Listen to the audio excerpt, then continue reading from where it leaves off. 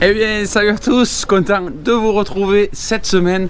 Et oui, la semaine dernière, on a fait une petite pause, on a fait une petite pause juste dans les vidéos, pas dans les champs. Comme c'était un petit peu répétitif, j'ai voulu faire une petite coupure avant de vous reprendre les vidéos classiques. Oui, on a des petites mines, on est début août, vous connaissez aussi, ça commence à être un peu fatigant tous les matins. Mais bon, c'est comme ça, donc on va pas se plaindre. On va se plaindre un peu de la chaleur encore une fois, parce que bon, au final, vous voyez, les semaines s'enchaînent, il fait toujours très chaud. Et c'est un petit peu compliqué et usant un petit peu au long terme, ces grosses chaleurs.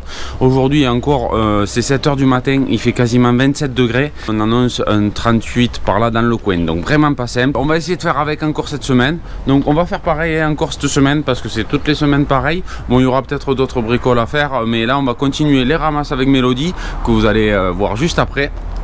Les ramasses, on va travailler un petit peu au champ. Bref, on va vous montrer un petit peu comme d'habitude le rythme de la semaine et aussi l'état des champs à l'heure actuelle. Donc c'est parti, on se retrouve avec Mélodie au champ juste après le jingle, c'est parti.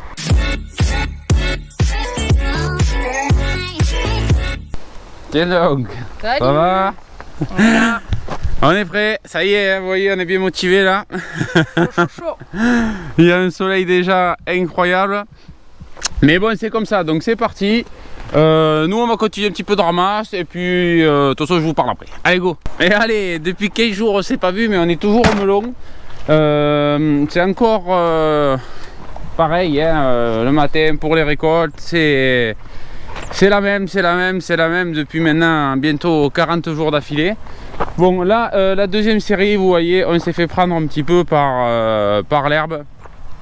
Par contre on a veillé au grain au sujet de la troisième série qui elle par contre est parfaite. Troisième série de melons, donc là culture parfaite vraiment. Je me suis pas fait avoir au binage, dès qu'il y avait un petit peu d'herbe on passait. Donc ça vous l'avez pas vu vous depuis au moins au final rendu ça doit faire 3 semaines, donc il y a dû avoir beaucoup de changements vous, enfin je me rappelle plus trop comment c'était. Donc là voilà les pastèques, les Gallia, et là c'est la quatrième série. Donc vous voyez la quatrième série, on commence à remplir les rangs. Par contre celle-là il me faut y retourner un dernier coup comme l'autre fois tant qu'il était encore possible. Parce que bien sûr, on va en reparler, ça fait longtemps qu'on ne s'est pas vu, il n'a pas replu, il n'a pas replu du tout. Donc au final, pour les travaux de sol, on est à zéro. Et ici, bon, c'est très propre de l'autre fois, parce que là quand même on est un peu plus avancé dans l'été. Mais vous voyez quand même qu'il en revient un petit peu. Donc là il me faut revenir pour tout réécraser au roto. Je traîne un peu les pieds parce que tout simplement... ça fait une poussière d'enfer, il fait chaud, c'est incroyable. Donc c'est pas grave, là quand même pour scalper je viendrai passer un petit coup de roto pour finir. Celle-là est finie, là c'est bon, là les rames vont bientôt se fermer. On est passé déjà 2-3 fois, dès que vous voyez, enfin là maintenant on voit plus rien, on y est passé il y a une paire de jours. Dès qu'on voyait une petite herbe on y passait, donc là c'est parfait. J'aurai juste au niveau de l'allée à passer un petit coup de roto et après ça sera propre. Donc comme vous voyez...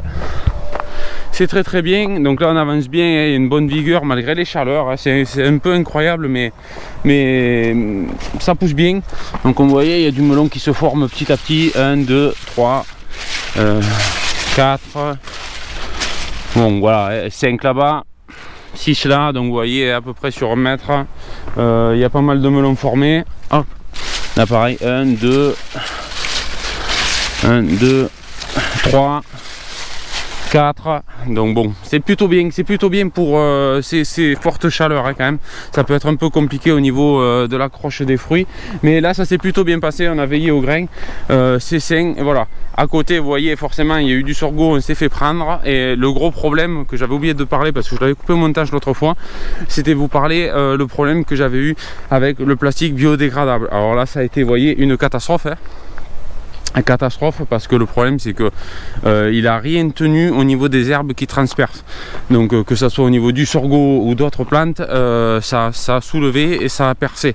En plus de ça, bon il y a toujours les animaux qui passent, ça n'a pas aidé, donc vraiment très compliqué au niveau bon on avait essayé un peu de le tenir. La première série est propre là-bas quasiment, c'est normal, elle y est depuis le mois de mars, mais la deuxième série des problèmes. Bon aussi bien sûr on n'a plus le temps de perdre du temps à perdre des heures entières à nettoyer l'herbe. Là là c'est pas grave, on a ramassé, on est quasiment sur la fin de la deuxième.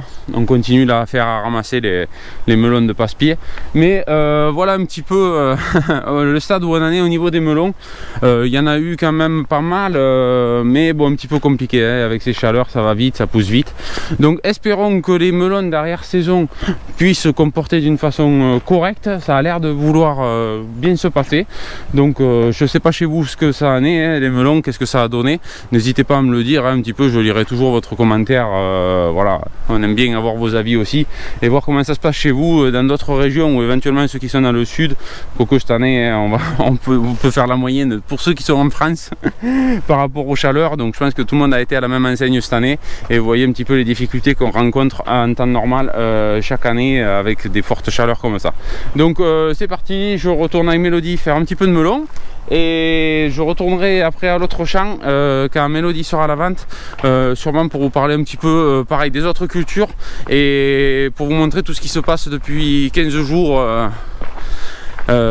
ici. Allez go, c'est parti. Toujours plein là-dedans, hein. Allez, j'en profite d'être de l'autre côté du champ pour vous remontrer le champ. Voilà, de l'autre côté. Vous voyez, c'est plutôt clean, c'est plutôt propre, il y a de la vigueur. Vous voyez le rang quand même, c'est planté là presque à 2,40 m, donc on recoupe presque là. On avait pourtant pointé un petit peu, mais déjà ça se recroise, donc ça risque d'être un peu vigoureux.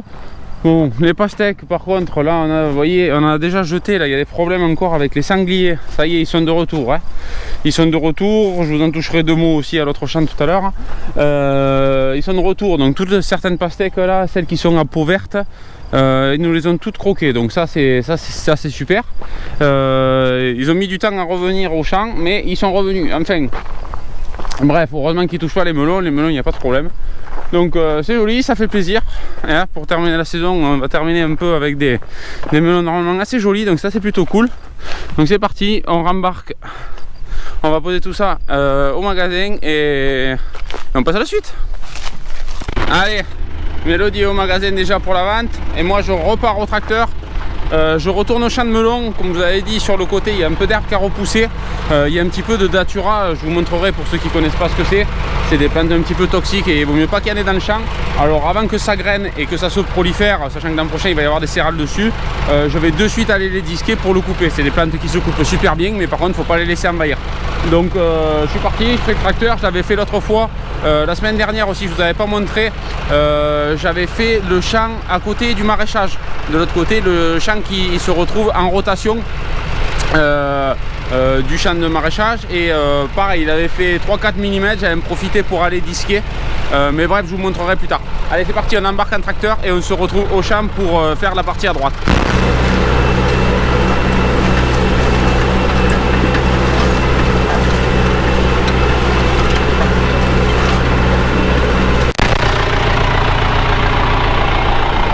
Allez, bon, vous voyez, ça fume beaucoup, hein. Il fait vraiment très sec, très sec. Et vous voyez, j'ai de la datura.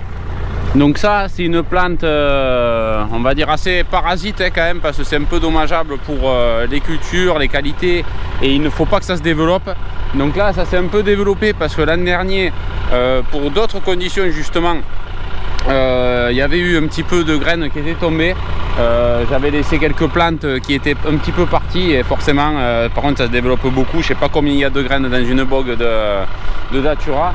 Donc bon, bref, pour éviter que ça re-arrive, vous voyez, les plantes elles sont encore vertes, hein. Il n'y a pas de il n'y a pas de graines du tout, donc là c'est pas grave, hein. Vaut mieux y passer maintenant, au moins c'est fait. En plus normalement ça c'est très sensible, dès que c'est remué un peu ça pète facilement. C'est une plante assez vigoureuse mais assez fragile malgré tout. Ça repart mal une fois dès que c'est remué. Vous voyez, il y a un système racinaire très faible, ça s'enracine pas beaucoup, c'est vraiment en surface. Mais malgré tout, malgré qu'il n'ait pas plu, ça lève. Tu essayes de faire pousser les légumes, ça veut pas. Tu essayes d'avoir les champs propres, tu n'y arrives pas parce qu'il y a de l'herbe qui pousse. Bon bref, c'est comme ça. À côté, ben, on remue de la farine forcément. Avec ce sec, on remue de la farine. J'aime pas travailler comme ça, hein. C'est pour ça que vous ne me voyez pas beaucoup avec le tracteur ces temps-ci. C'est parce que ben, pour moi, c'est pas des conditions pour remuer de la terre.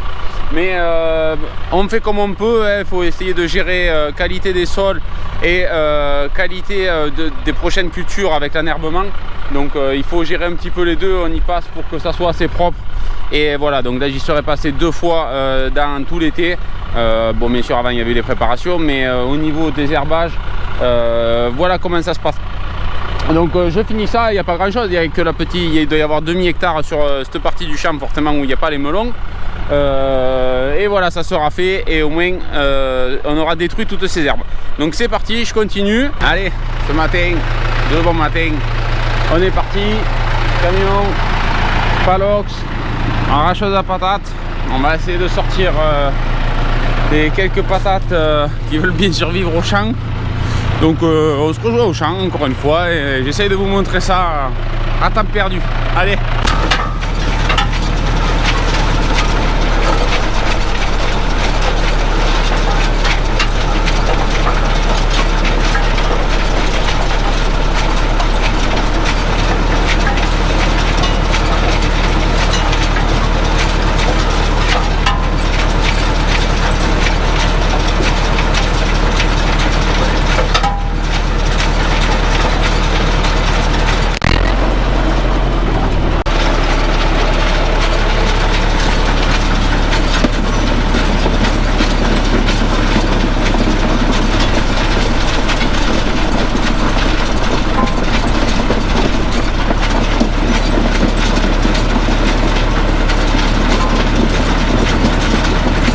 Ouais, c'est pas mal, hein. Comme quoi, hein, la variété. Et comme quoi, la variété. Ouais. C'est bizarre, hein.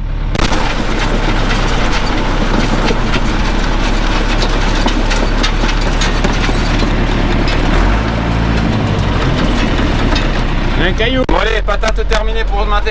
On a fait 2 rangs. C'est pas fou, c'est pas folichon, c'est un petit peu mieux que l'autre fois quand même, hein. On va pas non plus râler tout le temps. Bon, c'est pas du tout la bonne année pour les pommes de terre, mais ça c'est sûr, c'est un petit peu mieux. Cette variété, je me rappelle plus ce qu'on était, je crois qu'on était sur de la binge à la fin ou de la spunta.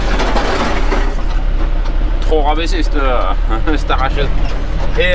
Et du coup c'était un petit peu mieux légèrement. Bon là encore une fois hein, on a fait ça pendant je sais pas moi une petite heure et on est obligé de s'arrêter parce que la suite des récoltes et des livraisons on doit avoir du temps dans la matinée. Donc on s'arrête, on y reviendra à une autre matinée un petit peu plus tôt comme ça. Ça nous permet de faire 2, 3 voire 4 rangs si vraiment on attaquait vraiment tôt. Donc on est obligé un peu de jongler encore une fois avec les horaires, hein. Enfin bref, c'est parti, on remballe tout ça, on range et on va aller encore une fois au melon. Allez, à de suite. Bon allez, j'arrive enfin à vous faire un tour de champ tranquillement. C'est un petit peu compliqué ces temps-ci avec les chaleurs qui fait, bon les chaleurs c'est un point hein, pour vous dire, hier nous il a fait 38,5, ça donne le ton un petit peu, mais en plus de ça il fait en plus très sec tous les jours, hein. On a un taux d'humidité qui oscille entre 25 et 30% au maximum, donc c'est un petit peu trop sec pour que les légumes puissent aussi vivre de façon normale. Vous connaissez certainement aussi, hein, nous les pluies on connaît plus vraiment, c'est catastrophique cette année, hein. Vraiment catastrophique quoi, hein. L'autre jour je suis venu passer le coup de disque comme je vous ai parlé au moment de la vidéo, donc bon c'est dur même avec les disques assez lourds de faire planter les outils dans le sol tellement que c'est sec. Donc les légumes font ce qu'ils peuvent, ils survivent. Donc là vous allez voir le champ 15 jours après, ça a pris certains trucs, une tarte un petit peu hein, forcément hein, avec ces chaleurs. Vous voyez les premières aubergines là qui ont un peu la jaunisse. Les tomates attachées aussi très compliquées. En plus de ça des attaques d'acariens également. Bon après dans l'ensemble malgré tout ça va très bien, vous avez vu les melons ça va. Je pense que ça aurait pu être pire parce que déjà il a fait moins chaud des fois et on a eu plus de complications à cause du soleil. Là malgré tout ça reste assez acclimaté. Bon là c'est une autre série de concombres. Là il y a l'autre série de tomates, vous voyez aussi c'est pareil, c'est pas folichon hein. Tout ce qui est dessous proche du sol a tendance à beaucoup jaunir hein, en plus de ça. Bon après c'est compliqué aussi de faire des traitements là dessus parce que moi je crains un petit peu avec les chaleurs d'appliquer quelque chose dessus, puis après est-ce que le remède est meilleur que le mal. Donc sur les tomates j'ai juste protégé avec un coup de bouillie bordelaise rapidement et un petit peu de soufre pour essayer d'assécher tout ce qui va être acarien, et voilà aussi tout ce qui est odium parce que j'ai eu un petit peu de départ d'odium sur les courgettes.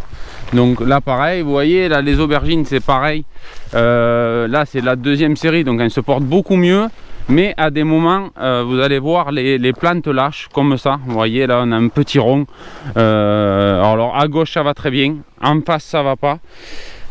Je sais pas d'explication hein, parce que quand voilà là il y en a 4 sur la longueur qui sont malades et en face celles qui vont super bien, il y a des fruits dessus, ça se porte bien hein, vous voyez il y a des beaux fruits et tout. Donc bon on cherche pas plus que ça à comprendre hein, dans tous les cas. Moi je sais que tant qu'il pleuvra pas ça sert à rien de faire des calculs ou des plans sur la comète. Dans tous les cas c'est très compliqué hein. Les tomates certaines s'en sortent très bien, elles sont jolies vous voyez, elles sont saines, et d'autres juste à côté qui font la même chose. Donc là là c'est vraiment un dépérissement hein. Je sais pas qu'est-ce qu'il doit y avoir, pourtant il y a pas de, j'ai fait attention, il n'y a pas d'acarien hein, vraiment dessus. Ça ressemble pas non plus à des attaques d'acarien. Donc voilà, le facteur climat aussi il joue beaucoup hein, il joue beaucoup. On essaie de faire attention aux irrigations pour pas non plus maintenir les plantes dans l'eau et essayer quand même qu'elles se débrouillent par elles-mêmes. Sachant qu'attention hein, je prends ça bien avec des pincettes hein, on fait des arrosages réguliers, mais j'essaye pas de mettre beaucoup d'eau pour essayer qu'il y ait le moins de choc possible, parce que quand on arrose souvent au pied les plantes restent un petit peu localement et en cas de manque d'eau boum ça souffre encore plus. Donc là j'essaye plutôt de faire des arrosages un peu plus rapprochés mais un peu moins conséquents pour essayer de forcer les plantes à aller se fixer un petit peu plus loin. À côté de ça par contre les courges plutôt bien avancées. Ça se passe bien pour les courges comparé au reste des cultures d'été. Bon là il y a du potimarron qui va bientôt se ramasser hein, voilà là bon on est quasi sec. Les courges se portent bien. Bon là je suis jour d'arrosage hein. Vous voyez le moteur là-bas, je suis allé mettre l'irrigation ce matin, donc là c'est pour ça que ça fane un petit peu parce qu'il a fait du vent et tout. Et puis il fait déjà 31 degrés hein. On est 11 h du matin, il fait 31 hein.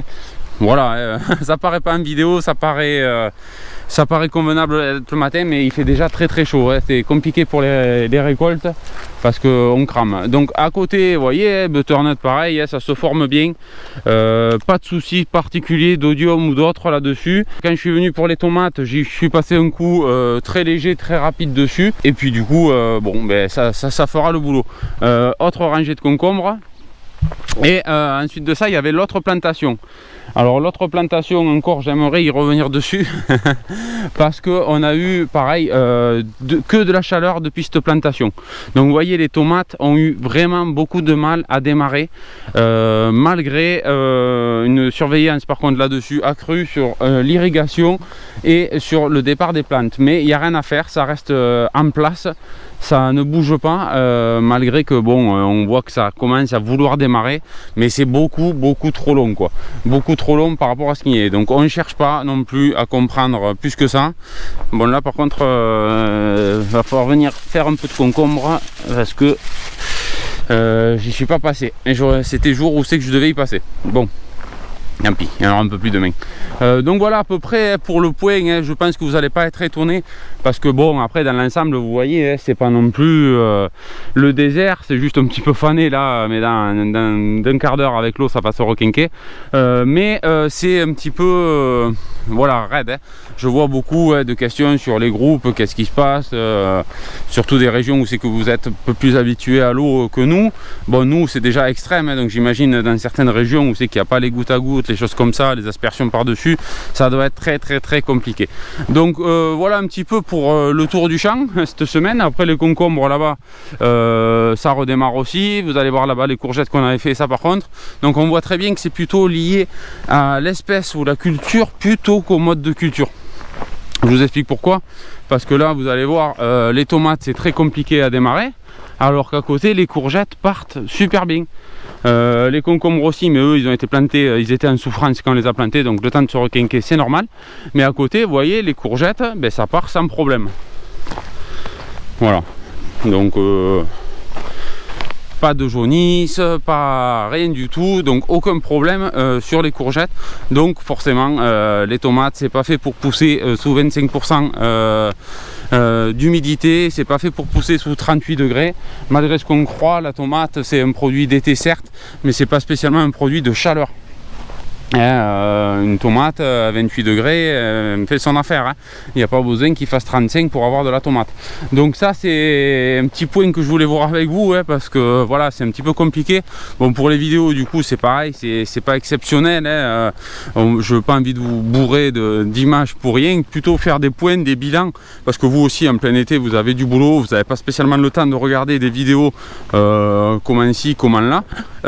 Donc je préfère plutôt vous montrer le point, que vous aussi vous puissiez voir chez vous que oui il y a des problèmes ailleurs, oui l'année est compliquée et qu'il faut faire avec. Donc je vois avec d'autres collègues aussi qui sont dans la même situation et qui ont des problèmes, on se pose des questions, il y a des problèmes qui arrivent malgré, voilà, c'est pas les mêmes fertilisations, c'est pas les mêmes variétés, c'est pas les mêmes sols, plein de choses comme ça, et ils ont des problèmes semblables. Donc la seule chose qui est semblable chez nous c'est le climat. Donc voilà, c'est assez rassurant des fois. J'aimerais bien aussi trouver comme là certaines personnes aussi qui puissent me dire, donc n'hésitez pas à me dire chez vous qu'est-ce qu'il en est, comment sont vos champs. Allez, là je vais mettre un coup d'eau par contre, parce que là je saute un coup d'eau sur deux. Hop. Hop. Voilà, c'est parti.